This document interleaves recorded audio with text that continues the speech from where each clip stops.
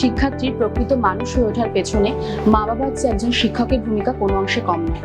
আমাদের জীবনে শিক্ষার প্রথম স্তর হলো প্রাথমিক স্তর বা প্রাইমারি স্কুল। প্রাইমারি স্কুলে শিক্ষকতা করতে গেলে প্রথমে যে কোর্সটি থাকা প্রয়োজন তা হলো ডিএলএড, অর্থাৎ ডিপ্লোমা ইন এলিমেন্টারি এডুকেশন।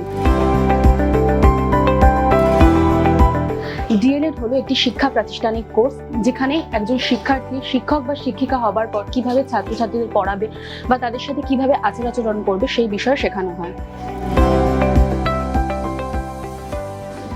এটি মূলত 2 বছরের কোর্স। এইচএস কমপ্লিট করার পরে এই কোর্সটি করা সম্ভব, তবে এইচএসে 50% থাকা আবশ্যক। এসসি, এসটি, ওবিসি এদের জন্য বিশেষ কিছু সুযোগ সুবিধা রয়েছে। West Bengal primary board of education দ্বারা অ্যাফিলিয়েটেড এই কোর্সটি।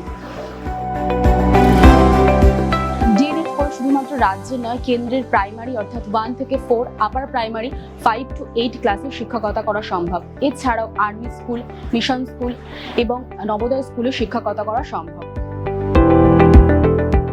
সরকারি বিজ্ঞপ্তি অনুযায়ী ডিএলএড কোর্সটি ছাড়া কোনোভাবেই টেট পরীক্ষায় অংশ নেওয়া সম্ভব নয়।